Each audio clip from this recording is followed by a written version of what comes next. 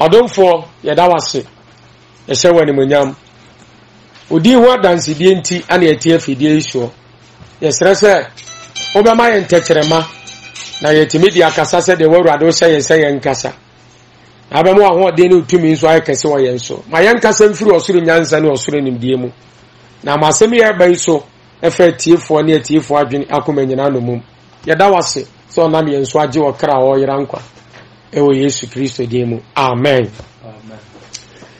Yankopon Israel na onye okese fa Bible na ebie Colossians chapter 1 verse number 15.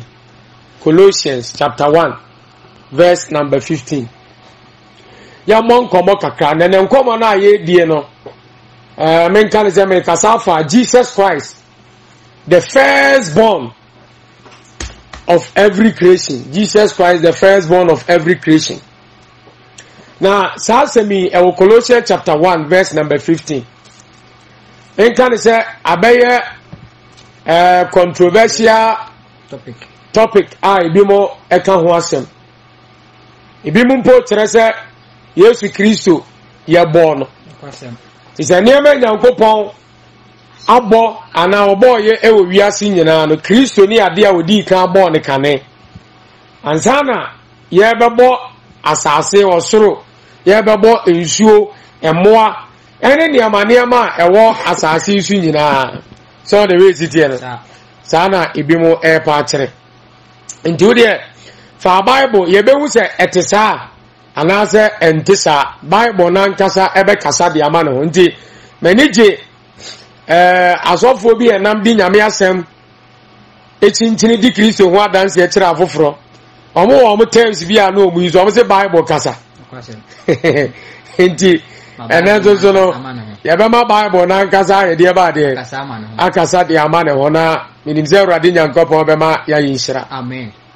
Okay, enti eja Jacob ewa ha eja can Bible ne my Colossians chapter 1 verse 15. Verse number 15. Bible say Kristo eye Nyankopon abode. Ene abod ne na abode nyina so de ba de. Kristo Nyankopon suban ne na abode nyina so wura. Kristo eye Nyankopon suban. Ene na abode nyina so ewura. Yankoi. Verse 15. Now say head in na aka ye no. Okay, 15 is say. Bible say oye Nyankopon a ye nhunu no esuban. Ene na body nyina de ba de abakan me dase. Nti sa na twi Bible ne de ba de e ka de kire ye. Nti sa asem ya me kan na me kire say asafuni bi mpo de kire say because of this scripture Jesus Christ onye Nyankopon na emom ye born no e de say de ye born me ni umi no nto de fa Bible na me pese odi kan say ne nso say Bible na ekuta ye nyina na ye kan no ya wode o kan it say be all kind newspaper ana ya wode Awurade Nyankopon ama ne twere sem ni mu ntiase ene de wa wo kan say newspaper be kan ya wo ntiase no we de obe de ya ma ntiase ne kan ya otiase intanano Yesu Kristo asiafo ne ko ne nche ko ka say adentina asa wo kasa wa bebuo mi Matthew chapter 13 akati asiafo ne say modie odo osoro ahini ani wo hintasa mama musamo nya de ba de mo ntiase na mu huru mu na wo modie me kan ko na de akyero no ya mfa ma wo mo nti enne ya wode de tresem ni muntiase ne wa hintasem e de adom no minim se Awurade be ma wa yinsira de yachi na ka me kan se mi ma asema me kan nyina ne se Bible na me ni umi e ne yisuo no ya de kasa bi na twereye eye Greek Hebrew in the Old Testament is about Hebrew language and the New Testament is about Greek language and the twereye na enye Greek ni Hebrew no so na kire se unim Bible ni na se wo pe word bi nkyerase a etwa se okofan ne nkyerase ni free kasa kora de ye ba de ya de twereye mu nti fatu utire ana de etoso biem the mention is a Bible no tree Bible no ye kire ase free English Bible nim e be so say nsu ye pa. Okay, and the first English Bible to be written King James no the down D ne sa ye ne yini wo no and only the first English Bible to be written ye kire in 1911. Now the theory say that time na ohini bi na di English akonya ne so and your friend King James. Wonderful. Enti ye kire Bible ne ye pese ye de brofo kire ne de and said ye wako kuro bi so pese okoye empunto wo kuro ni so wontimi nko wa abra wonko hunu ohina wote akonya so wo kuro ni so enti omukọ hu no na ohina ne ma omukwan so omumfa brofo kasa ne nkire no ene ne twase ye de ohina ne di na ye de ba de etoso enti ne ba friend King James and no doesn't mean say King James in na ye de ba de ana kire Bible no say ne nsuye na English Bible ni issue the word say Jesus make an English Bible no or say who is the image of the invisible God, the firstborn into word now one and yet first created when you see first created name was first born. If we say me come back to Genesis chapter 1 Bible say emfitiase nyankopon ye soro ne asase Bible na nka say emfitiase nyankopon ye Kristo David Bible na nka say de tosu mienu obo Kristo David wan ka say de tosu mienso obo Kristo okwa the book of Genesis a nyame abodi ma de di kan de tosu mienu ko pem da ohun bi firi na dwuma no e da bie ni wono mo a saa da ne ye di ye Kristo kwasem chane nzu ye pa in the English Bible is the firstborn. One can say first created. Name was the firstborn. Now say if Jesus Christ was created there, and the Nanka Bible a very very controversial and contradictory. If you see a kind Colossians chapter 1, the same place, verse number 16. Bible says, for by him all things were created. For by him. It is a and I'm here to see no bad na. When I make it, for by him all things were created that are in heaven and that are in earth, visible and invisible. It is a yes in a number so me about the na. That's a verse 15. What this year catcher will say, or your body at the year, and then verse 15, you're wrong. Because verse 16 they say, for by him all things were created by him. And the enipa ensuo emoa emepo enua ade bi e wasase so ojetum se nyame na ye bia no that particular thing were created by Jesus Christ. Amen. And the son of verse 16 ni katere dia and the na verse 15 na wo ojetum se Yesu ya abode no enye sa na e pa kire. Jesus Christ was not created. Enti fami 2-3. Hello. Okay. Enti afese what you say was our kind so they are say yes you are money there. And another word firstborn biblically as yet as it's already say. The word firstborn biblically as it's already say. Me no didn't come off Jesus Christ the firstborn over every creature. But I said the first created. They must be the firstborn. And he said yes you are mono name on a body on the bone depending on where we are simudia. And the Bible this term now we see a firstborn. What does it mean in the Bible? Okay. The term firstborn. The term firstborn does not refer to term. You can say firstborn and cerebre. And yet you appear free of Numukane. And yet you said the men can so deep Mukane. And yes, I never actually. Now we are firstborn. Now we are talking about position. Obviously, suffer as the Chinese say. And yeah, Papa be a friend Joseph. Bible say obe won kora mienu. Neba wo dikan ni a friend Manasseh. Neba wo tosu mienu ni a friend Ephraim. And so oba be kan Jeremiah chapter 31 verse number 9. Bible ne kasa ne Nyankopon so dem Ephraim ebeye nabakan the firstborn. But now Ephraim ain't the firstborn of Joseph. Name of Ephraim ain't the secondborn of Joseph. Manasseh na yapanyini. But Nyankopon say or the Ephraim aye na abakan. Fano soto nchen. Na yenkwa Psalm 89. Psalm 89. Yenkan 3 verse 20. Na wini pakora Bible no eka ne ho asem. E be say esa 3 verse 20 no. Na mo wonu ni pakora Bible no eka ne ho asem. Psalm 89. Verse 20. Verse number 20. What is it? Mahu makwa David. Yentie ni yo. Bible no ase mahuru makwa David.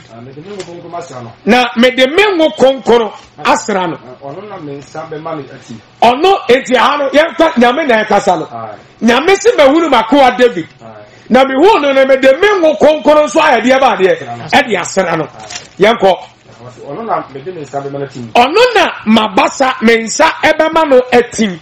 Na me basa so ama na mabasa ebese sa David na mahu no ne den na esa nsa mabasa besa ne din nti no otamfo bia ne wo betimi asisi no nipa busuafo bia ntimi nse David so mebubu nanim ahiahiafo na wana etan David no mebu bawon na me no kuremu na adoye ne betena me no kuremu adoye ne betena ana me madoye ne betena yanko na mema na benso medimu mema urade mema na abenso na me de nsa bebe esini pomu na me de nsa ebesi pomu na me de nifa mesi asubontere so ono de obefra me se oni maja me nyankopon ene me nkwaje botan verse 27 me basi asane nso enti na me repeat sa verse ne ngwa no o se na me nso me de ne ba ya mabakan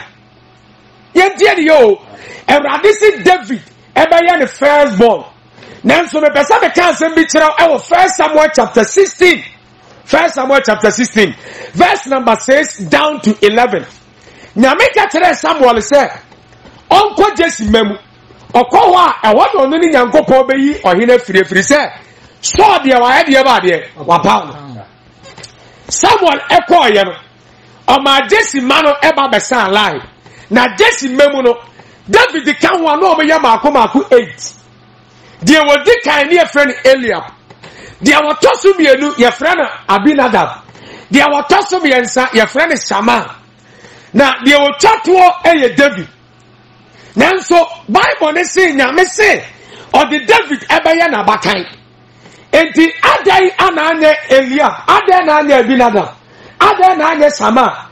Not David Nyameso and the Bakai. And to me, I say, the 10 firstborn in the Bible. So I want the Bible nasia, but what you saw the bonfire for interpretation. You can't firstborn in the Bible, and you can't say beer. And once it's our Bible, name to me the Bible, Nankasa de you one. Said you buy our Timasi. Where the men can find the Pebi Adjane, may the Bible now. And a mama 2 scriptures. Joseph Uma, Namanasi the penny, and the Bible is say Ephraim, and I'm a firstborn. Jesse ma not David and the chatuo. Now the Bible is say David and your firstborn. It is a Bible that says David your firstborn. Now what do you say firstborn? Any do appear free your from back and idea. And then anka Bible no mistake I had about there. Abem. Nanka mistake abem. And the young Bible in me a firstborn, the 10 firstborn. The meaning our Bible ni mu. The meaning no. Our verse 27 and Psalm 87, Psalm 89 verse 27 now. Bible is what me na me so me de ne ba ya mabakan. Asase so ahemfo mu epumpuni. Enti de Nyankopon be so che say David awode ne ya na bakan na se kire ne say ahemfo e wo wiase nyinara obama David aye the highest. Obama David aye the okro. Obama David aye kese afa wo mu nyina. Obama David akonya etima chesa himfuni nyina. Enti ye ka firstborn. The Bible is talking about greatness. The Bible is talking about exaltation. The Bible is talking about honor. The Bible is talking about elevation. Ye ka firstborn. Bible ne kasafa empeja keseye tumidie. Ene de yama ne so. Sana the word firstborn.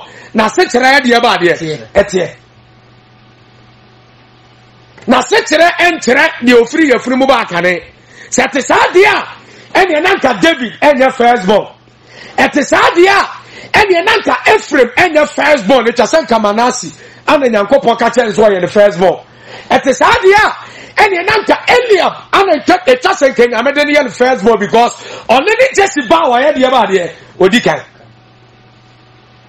only Jesse ba odikan enti firstborn ekasafa exhortation ho firstborn ekasafa elevation ho firstborn ekasafa exhortation de ya pejano de ya krono de ya sanani monyam de ya maneso de obi ne nya de ba de ense de obi ne nse that is the word firstborn ni meaning enti Nyankopon yes ha no obekan Psalm 72 rather Psalm 72 verse number 11 Psalm 72 verse number 11 o se na himfo nyina abekoto asore no amana man nyina abeso David wansem no ka no esan se Nyamede na na abakanti Nyame kire se ahimfo nyina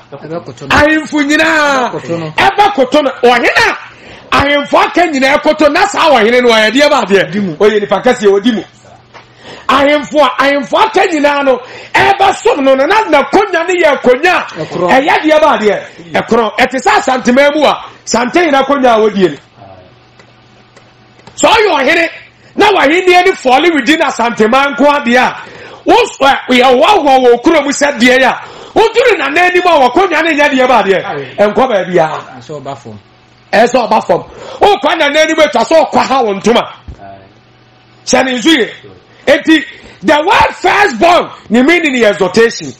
The word firstborn ni meaning the greatness. Ni meaning honor. The ya sena ni monyam. The ya pejano. The ya maneso. The ya krono. Sana se chirete. Okay. Eti me so sana nso se. Sana tie dia. Yam for David. Any Jesus Christ ni David. Any for to. The dikai. Say David ebe ye Nyame firstborn. When Nyame pejano wa himfumu dia. Son na make to say Jesus Christ is not a created being. But Jesus Christ among all the kings in this world he is exalted. Nobody, no king can compare his throne to that of Jesus Christ. Or he didn't be anywhere better than a konya edia to Jesus Christ there. Or he didn't be anywhere. If he say, why your body in ura na your man is why you can see and look at Revelation chapter 17 verse 14. Bible says he is King of kings and Lord of lords.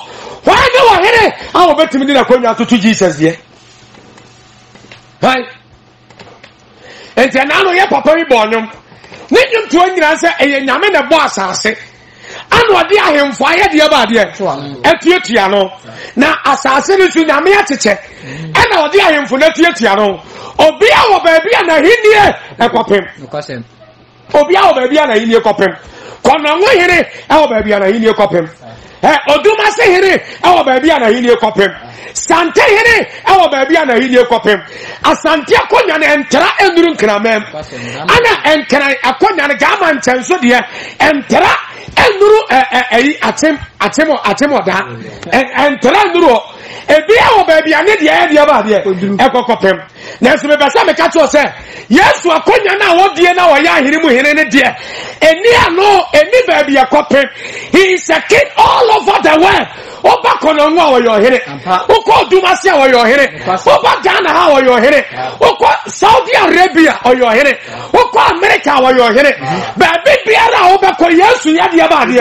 O de here e wo ya pejano amana konya ni dimu all over the world. O de ni o ba bia o. Na de tie ne se ayemfo tete akonya so e. What can I konya so said dey? One can so any da pem. Ube oye de ya obe. Enti na santemem ya wa na no poku ale the first ya wa the second na sa konya ne de odi kan di ya na wuko ana de oto so mi enu be di ye enti akonya ni bi okora na de wa tise oye de 45th king and that's why the 20th king as a chance that omo di kan won ani betena so nyina ade ba de na so akonya Yesu die awa ya hiri mo hiri ne awura ne de na konya no wonya de ba de onwu odi ade efri ne ekosi wiase awie ye na wiase ebeba ne importa so ya de ba de obekoso adi ade. You need the first, you need the second. So the way it tell Ghana konya emere bi atwam na Lawrence let so ana kofo betu no ana kofo zo sore ye ana Ivan Fifia Tamils ebae Ivan Fifia Tamils owo be fa ne koye ana Mahama eba tena so se sia me no kase kofo ado na ye de ba de Ghana konya de ye de abato eno a popular vote. So the way it tell ya the popularity ana de betena Ghana konya so na so konya Yesu teso sa hiri mo hene ne de yanto aba na yino sa yato aba na de Yesu Kristo anka abosomfo ntoma no. So the way it tell anka okot fo ntoma no because oba to aba Jesus Christ anka o for cotism ene wo wurade ne unyankopon enkanka fo ntoma no. So the way it tell anka Buddhist ne hari Krishna for any other tribes and any other regions in Akano and common to man. Next to me, I can't say what about two here? Nemo Panya, me a pejan in a head about here. Jesus Christ is king forever. He's king forever. Oh, dear, pen, Nadia, me can't say you can reject him as your savior, but the time is coming. You can never reject him as your judge. And among the kings, he has been exalted. Your man is so, and in the Bible, he is firstborn. No matter what's a firstborn, the meaning in the exaltation. He is firstborn over every creature. I didn't be the one man, yeah. So I did assume what it is Jesus Christ. I didn't be the one need to tell you. I didn't be also the one, yeah, better Jesus Christ. I didn't know, I didn't know, SNC. It's among the kings. He is king of kings. Now, number 2, and yet I am from Munkwao. Bible says he is firstborn. He is firstborn among the dead. And we form yes to Christ is firstborn. As it's right, you can say firstborn among the dead. Let's okay, Colossians chapter 1, verse number 8 here. Colossians chapter 1, verse number 18. Kristo asafuniti. Bible say Yesu oni nipadua eni asafunitire. Ono ni fitiase. Awufo mabakan. Enti Bible ni ka say Yesu ni awufo mabakan a. Eno nkyere se ono na di kan asolifra awufo. Efri se Yesu konyane Lazarus. Ansa na Yesu bewuo. Yesu konyane abaye bi efra ne Tabita kum. Enti Bible ni ka say Yesu ye awufo mabakan a. And no interest on any podi can we are sorry. Yes, I know about it. If we say, animal bobby swatcher, Onyane Lazarus, Onyane Tabita, any power will be a cacao. By Bible, say yes, you former Bacaya. Dear me person, a tyranny say, as the tyranny say yes, you. Any dear one hour sorry. Now a war ending the should be amen. Or war ending canning Sadaminamu PM. That is the meaning of say yes, you former Bacaya. Yes, you want something. Lazarus, yes, you know, and so say we. Tabitha, yes, you know, and so say we. But yes, you dear, when we are sorry, now what I say, dear, my dear, yes, say, and then we are sorry, now send me so a war who to me way. As some other way, I ain't found what they were. And now there's so woman, yes, you should be able to die. Now there's so woman, yes, you should be able to die. Ya man is so ewa ufuomu. So the way it tell. Ya petano ewa ufuomu. Konfanati be abe ye biwu. Wan solibi. So the way it tell. And Ghana your first president. And ya Dr. Kwame Nkrumah onu so we be sin there. O ma biem. O ma biem. So the way it tell. Esuma oduo nyina di kanfo abewu ko e be sin there. Omo nsole. Omon sore samre omudom pekura me kan say ye retire kwan a yehu na de esi yebehu na no poku wale de di kan wa wuko de otosu mienu so a de aba de wa wuko asantememu a ya won panifo atetire ni panifo bi a abewu asantememu akọ so the way sit here no Ghana memu a ya wa benfo ne ekuni ni bebreba ewu a wo mantimi ansole biem nanso ye nyankopon ne Yesu Kristo ne de owuya wa ya de ba de wa sore owuya wa sore owuya wa sore chani nso enena otonyem no so the way sit here no Yesu Kristo owuya wa sore no ri mu bia owo to mi wai asamadu to mi wai abrantie se wonim sa Yesu ya me kanfo ne de na ma sister se wonim sa Yesu ntam kwan ware a me di ni wadanse a kyerɛw bra se wonim Yesu Kristo na sum ene otena bia de a ene ne ba hwe nkwade a kyerɛ kwan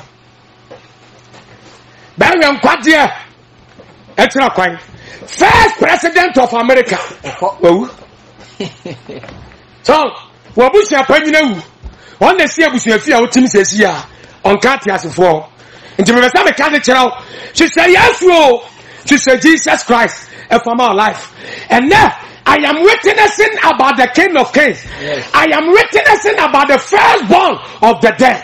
So the way sit here no ne ho dance here na me die na me di ne ho dance here so na me ni ade efiri se nya wono a anka ye nsem fata se nya ni mojo obehia gu ya anka de dam fikire bi ni yen se nya wono a anka ye ni mu wiase ade aka emu se nya wono a anka ye nkena manma se nya wono a na anka fikire bi ba bi ni ete se nya wono a na anka ye ni wiase ade a wo mu na so Bible ne say Kristo na me di ne ho dance here no ofa wiase ade a ye mu na ode asanya nsafo ne de ba de aniwo ade asanya nsafo na niwo ya ra 2019 o ye me pesa me katero nie da babyem ana betu nkwade da akose da babyem 2018 wo de mesachera wo de me kwa sole wo de me sum nyame atom on pe o seye eni so bewu akobo nsam demti no wo da so e wo nkwa wo da so tiase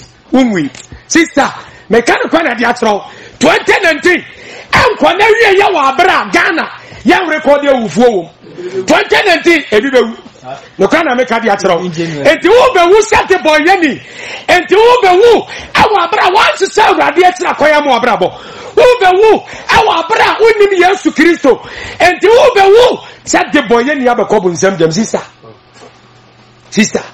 urade fra wo da bi ame dia meka papa bi na to party na o ma invitation atikiru ni anintini tawo so ya yakofra o no obi ade nsem yi ni ho no resima to afuo resima wale resima yese papa ne pesa na duane a waye be senti no o ka kire ne nkwase mo nkomro no so mo nkodwom mo nko street na mo kwa anifrafo ne mpache anyone na sabe on sam fata no mo se sa wo momra mesiesie aduane ne o mo bedi bi enti da bia ma asem ma me kan se so atese sofo bi te radio so kan kwade asem so wo se sofo bi te TV so ejina kwanta preach about salvation. It is an invitation from God. Eya konya na urade dia ma o invite o say wo wie na dia ne brane ebedi bi enti Jesus Christ the firstborn over all creature and the firstborn I am many Greek now firstborn the word firstborn the Greek word in prototokos. Wow, spelling is in here PROTO another TOKOS prototokos. So the way is here. The meaning you can the word prototokos. The meaning ejina homa niema mienu ejina homa sovereignty and ejina homa priority. Ejina homa sovereignty and priority. And I need to see you. Why? I'm about to mean what to change and couple. Ya mo Yesu o. Never one of the near men in Anam the say idea about here. He is not a created being. He was not created, but all things were created by him. Now, and now ufuomu kwanso ni apejano. Now, the Unim, what can 1 Corinthians chapter 15 verse 20 to 23 now?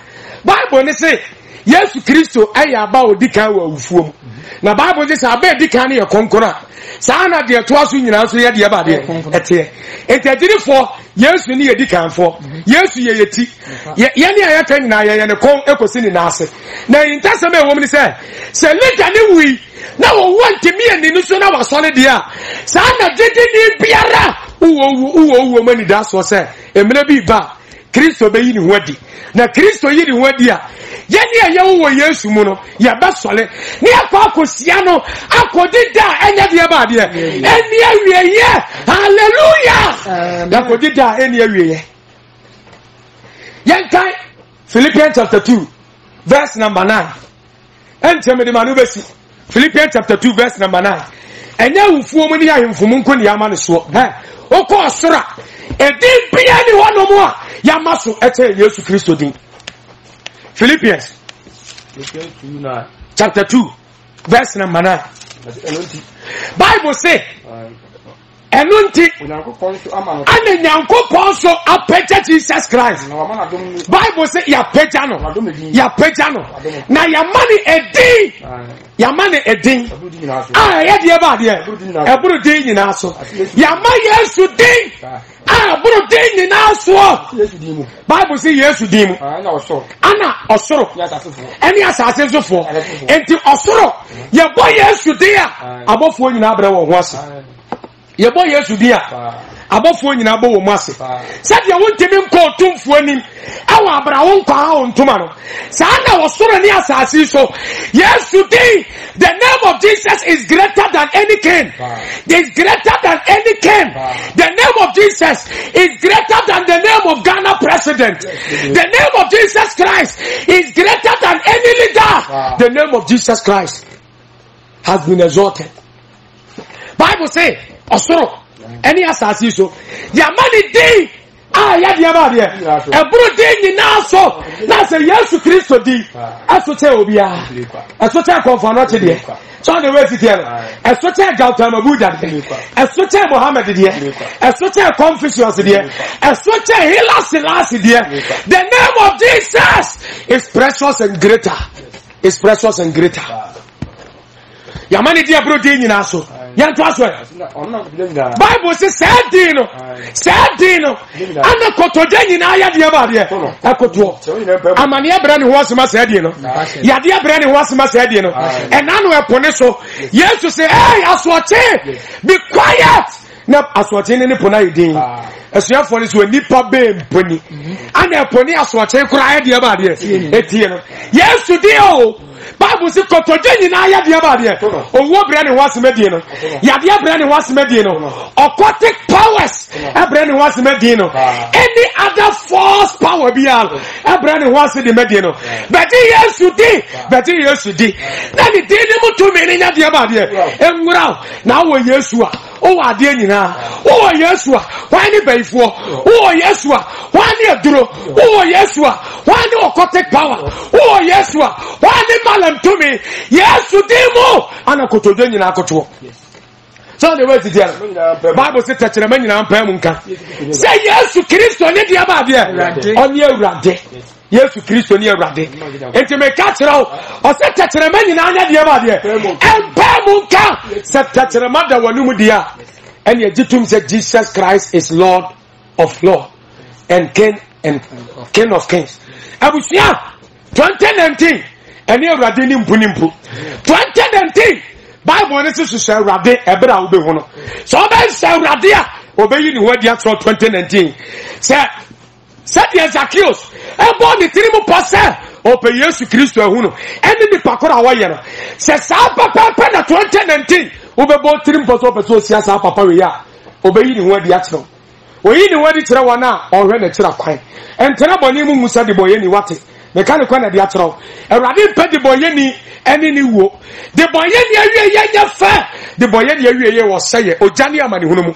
mesre Bible ne say awurade wo abodotare ompese enipa bia be ko seye mu enti na awurade ema ne do ba Jesus Christ ebe wu ye de ma obone no sister and that's what bra, and that's what the mouth, mammy, and that's what the mouth. But yes, you did, and more be not down. Say yes to Christo ni adi and Yanko boy, Dikai, you're born, and then you correct that. Name or no, and a boy near me where we are singing now. Now you can't first borner, and my children say we are talking about exhortation and elevation. Honor, intimacy, but yes, you did, and Radia can see it. Me told you we'll chat to an ample. Oh, yeah, can see. I was throw. Oh, and you never do. Oh, yeah, can see. I was see. Oh, yeah, can see. I was born so. Yes, Silas. Oh, yeah, Cassio. I want throw. Yes, Christo. Oh, yeah, Cassio.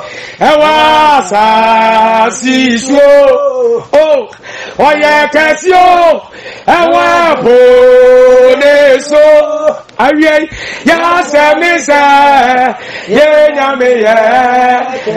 yes, I'm to be a mess. Oh, yeah, Cassio. I was throw. Ah, every way I can say, I was